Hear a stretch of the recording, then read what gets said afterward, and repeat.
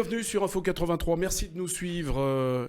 Les entreprises se sont mobilisées contre les décisions gouvernementales et notamment le pass sanitaire qui prévoyait notamment des sanctions, 45 000 euros d'amende, 1 an d'emprisonnement. C'était donc avant donc la décision qui a été prise par l'Assemblée de ramener cette amende à 1 500 euros par personne physique pour la première infraction constatée donc concernant le pass sanitaire. La corporation qui a réagi, c'est la CPME, la Confédération des petites et moyennes entreprises, qui regroupe en France 243 000, même un peu plus de 243 000 adhérents. Pour mémoire, le MEDEF, oui c'est ça, le MEDEF, regroupe 130 000 adhérents. Pour en parler de cette situation, de ce pass sanitaire et des conséquences, Alain Gargani, il est président de la CPME Sud, c'est-à-dire la Confédération des petites et moyennes entreprises Sud de Provence-Alpes, Côte d'Azur, je suppose. Alain Gargani, bonjour. Bonjour Thierry, bonjour à tous. J'ai un peu hésité, mais est-ce que j'ai fait des erreurs dans ce que j'ai dit jusqu'à Non, présent? non, non, aucune erreur. C'est vrai que la CPME, c'est la première organisation nationale de défense des petites et moyennes entreprises. Et en nombre d'entreprises, nous sommes très loin devant le MEDEF et nous représentons bien sûr les TPE et les PME.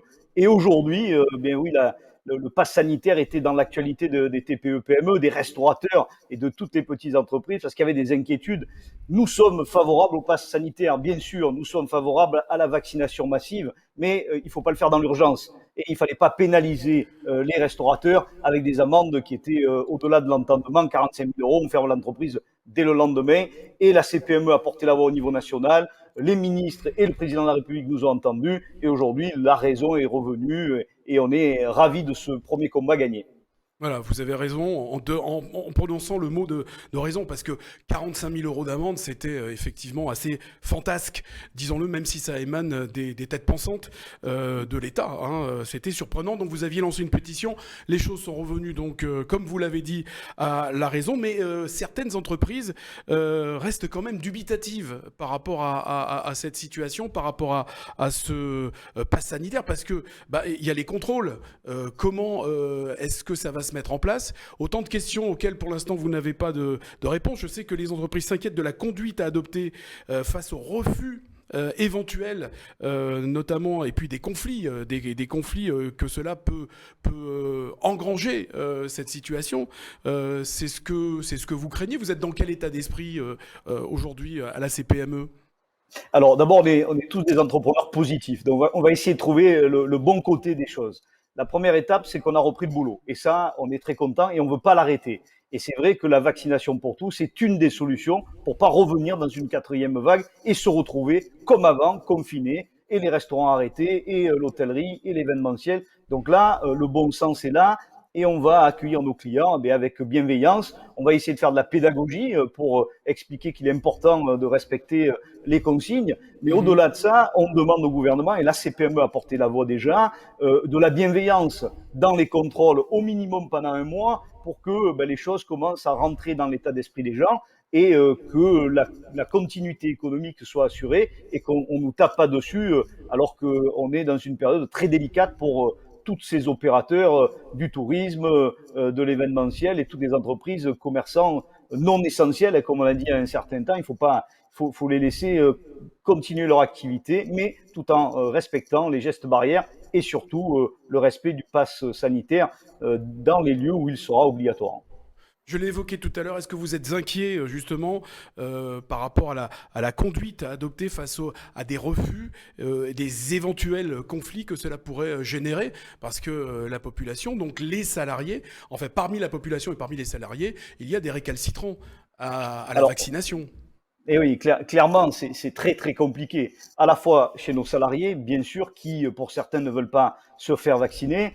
Et je vois mal que dans la continuité, si le pass est obligatoire, je les vois mal tous les jours avoir une tige un bâton dans le nez pour se faire contrôler. Donc là, il y a une vraie pédagogie à développer parce qu'il faut pas aller au conflit nulle part. Il faut faire vraiment ça avec bienveillance. Et puis après, on n'est pas la police, on n'est pas un bureau de contrôle. Et quand nos clients ne seront pas en mesure de nous présenter le pass sanitaire, on n'est pas là pour créer et générer une opposition. Il va là aussi falloir faire preuve de pédagogie et j'espère que la population l'entendra. C'est pas la responsabilité du chef d'entreprise de faire des contrôles, mais on nous impose aujourd'hui d'être vigilant quant au pass sanitaire. Donc on le saura, mais on le fera toujours avec bienveillance. Alors, quand je vois par exemple les salariés ou des lieux par exemple où le pass sanitaire est requis, qui sont soumis au pass sanitaire à partir du 30 août, qui risquent la suspension du contrat de travail, ça va très très loin quand même. Quelle est votre position par rapport Bon, à ce dispositif? je pense qu'il faut quand même encore proposer de la pédagogie, expliquer. Je pense que dans l'esprit collectif, les gens n'ont pas forcément compris que cette pandémie ne pouvait pas, ne s'arrêterait pas si 80% de la population n'est pas vaccinée. Et le risque majeur, c'est que les variants qui sans arrêt mutent, à un moment donné, le vaccin ne sera peut-être plus efficace. Et là, on risque tous d'être en danger de revenir dans des solutions dramatiques pour l'économie, pour les emplois et pour tout le monde. Donc là, il faut faire de la pédagogie et que le corps médical, que les sachants expliquent sur tous les plateaux que ce vaccin il n'est pas dangereux, pas plus que la grippe, pas plus que le BCG, et il faut arriver à convaincre ceux qui encore sont récalcitrants et arrêter d'écouter ces complotistes qui ne comprennent rien à la médecine et qui portent des théories qui sont complètement faussées.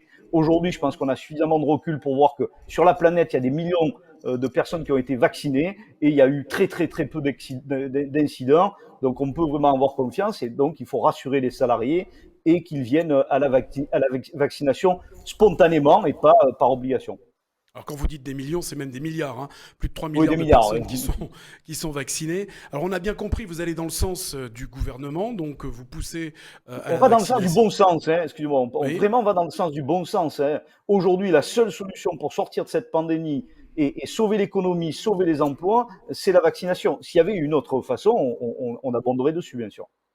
Donc vous allez appuyer, vous allez soutenir la démarche quand même du gouvernement et d'une grande majorité ici en France. Comment ça va se traduire sur le terrain auprès des entreprises? Parce qu'il doit y avoir également des chefs d'entreprise, des artisans, des entrepreneurs qui sont eux-mêmes récalcitrants autant que certains de leurs employés à la vaccination et à ce pass sanitaire. Ben, c'est toujours dans le dialogue hein, et dans la facilitation. Aujourd'hui, une des questions qui se pose, c'est comment on va contrôler le pass sanitaire. Et donc là, aujourd'hui, il y a des outils qui sont mis en œuvre au travers des smartphones. Quel type de contrôle on doit opérer? C'est ces questions qui se posent aujourd'hui. Il y a peu de récalcitrants dans les professions, que ce soit à l'UMI, qui représente l'ensemble des forces restauration, hôtellerie, jusqu'aux boîtes de nuit, hein, pour réouvrir, tout le monde a pris conscience que ce pass Mais sanitaire était nécessaire. Donc il y a vraiment très peu de récalcitrants là-dessus. Alain Gargani, comment est-ce que vous allez faire dans le cas où certains de vos salariés, qui sont certainement, peut-être pour certains, de très bons éléments, comment est-ce que vous allez faire s'ils refusent de se faire vacciner et s'ils ne peuvent pas accéder au pass sanitaire? Comment est-ce que vous allez Alors, faire? alors j'ai le cas bien sûr dans mon entreprise, puisque j'ai une quinzaine de collaborateurs et j'en ai deux qui ne souhaitent pas être vaccinés. Et bien là, comme on est dans l'événementiel, chaque fois qu'il y aura des événements, ils seront obligés de se soumettre au test qui sera en vigueur au moment où il sera, pour avoir un pass sanitaire temporaire. Et au bout de peut-être de 6 à 8 mois, peut-être que eh bien, ils verront que la vaccination est peut-être beaucoup plus efficace, beaucoup moins contraignante que ce type de test. C'est de la pédagogie. Aujourd'hui, on discute beaucoup au travers de ces sujets. Et je sais qu'il y en a une qui est encore en vacances au moment où on parle et qui est déjà sensibilisée à ce sujet. Et nous devons en reparler à la rentrée. Je crois que c'est le dialogue hein, avant tout. Et moi, je suis pas du tout pour les sanctions. Je pense qu'il faut amener les gens à la raison. Et au plus on sera vacciné, au plus on va sauver de monde et ce virus sera éradiqué. Si on reste dans l'état actuel, on va revoir une pandémie en début d'année, en septembre là. On va refermer nos commerces, on va refermer notre économie, et ça c'est pas jouable. C'est la mort de l'économie de la France, des emplois et derrière une crise sociale sans précédent. Alors, beaucoup de chefs d'entreprise s'inquiètent également sur les conséquences économiques de la mise en place de ce pass sanitaire. Alors, moi je dirais que oui, il y aura des conséquences économiques, mais on est encore plus inquiet de ce qui va se passer quand le PGE devra être remboursé. Au mois d'avril prochain, 50% des entreprises nous disent encore qu'elles n'ont pas les moyens de rembourser le PGE. Donc oui, le pass sanitaire, ça va être sur le chiffre d'affaires tout petit risque sur le chiffre d'affaires, mais ce qui nous inquiète, c'est surtout le remboursement de la somme de dettes qui ont été cumulées par toutes les entreprises, les TPE, les PME. Et là, on va avoir vraiment besoin encore de l'État pour pas qu'il débranche la perfusion de manière spontanée. On le voit si on parle de l'événementiel, il y avait des programmations qui étaient en septembre, octobre, novembre. Vu la vague qui est en train d'arriver, eh bien, tout le monde est en train de déprogrammer les séminaires. Et donc, c'est une profession qui va être encore en souffrance pendant quelques mois, comme d'autres. Et il va falloir les accompagner pour sortir de cette crise. Au moment où l'économie reprendra, à ce moment-là, on pourra libérer les aides.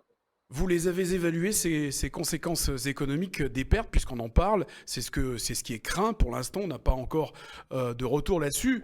Parmi les opposants au pass sanitaire, donc effectivement, beaucoup se disent prêts à changer leurs habitudes, à ne plus consommer de la même manière, à ne plus consommer du tout, par exemple au niveau de la restauration, au niveau des salles de spectacle et des cinémas. Alors vous les avez évaluées, ces conséquences économiques? Alors, il y a plusieurs sujets. Déjà, le monde d'aujourd'hui ne sera plus comme avant. Les gens ont pris de nouvelles habitudes de consommation et clairement, les restaurateurs, pour certains, ont perdu jusqu'à 30 à 40% de leur clientèle fidèle qui venait régulièrement parce que les gens ont pris de nouvelles habitudes pour les déjeuners en entreprise, par exemple, puisqu'on a été malheureusement confinés, obligés de se réinventer là-dessus. Hmm. Donc là, il y a déjà une perte financière. Après, la deuxième perte financière qui est à plus long terme, ben, c'est les touristes. Là, aujourd'hui, depuis un an et demi, et ça va durer encore pendant au moins un an ou deux en plus, ben, le tourisme s'est effondré dans les destinations sud. Et c'est clair que là aussi, on est en danger très fortement. Il y a dans l'hôtellerie des gens qui font moins 50% de leur chiffre d'affaires à N-1 par rapport à 2019 et qui n'ont pas forcément de belles prévisions, si ce n'est sur le mois d'août, bien sûr, mais dans le long terme, c'est pas le cas. Donc oui, il y a des risques majeurs à la fois Mhm. sur la retransformation de nos méthodes, de nos habitudes quotidiennes, mais aussi le fait qu'il n'y ait plus de clients venant de l'extérieur, ça a aussi généré des pertes fortes. Le gouvernement a indiqué vouloir remettre en place même des mesures de compensation financière. Vous avez plus de précisions sur ces mesures? Alors, pas encore, c'est encore à l'étude. On aimerait que toutes les entreprises qui soient des entreprises viables, et bien sûr, depuis des années, qui, à cause de cette crise, sont en rupture et qui sont proches du dépôt de bilan, puissent être accompagnées par la suppression du PGE, par exemple, et la suppression de toutes les charges dès le mois d'avril 2022 pour 80% d'entre elles, qui sont des entreprises sérieuses, qui ont une vraie pérennité, mais de fait de la crise, sont en train de mourir. Et donc là, on a besoin d'aide directe à ces entreprises. Et je crois que le gouvernement a conscience de ça, que les collectivités en ont conscience et qu'on va être accompagné de manière chirurgicale sur tous ces secteurs qui sont en péril aujourd'hui. Et puis après, de la même manière, il ne faut pas sortir brutalement des dispositifs, il faut les accompagner. Et là aussi, on travaille le gouvernement pour que ça continue. Et je pense qu'on est entendu. Et c'est vrai qu'aujourd'hui, la CPME a pris encore plus de poids dans le monde économique national et régional, et ce qui nous permet d'être entendu encore plus fortement. 243 297 entreprises adhèrent donc à la CPME, la Confédération des petites et moyennes entreprises, représentée ici régionalement par Alain Gargani. On vous remercie, on a bien compris que vous allez appuyer le gouvernement donc, dans le dialogue pour la mise en pratique du pass sanitaire, pour que ça se passe le mieux possible. Alain Gargani, on vous remercie. Merci Thierry, merci à Info 83 et à Et bientôt à tous. on se revoit très bientôt, enfin on se revoit très bientôt Avec pour plaisir. suivre l'évolution effectivement de la mise en place de ce pass sanitaire. Merci Alain Gargani de la CPME Sud Provence-Alpes-Côte d'Azur. Merci de nous avoir suivis sur Info 83.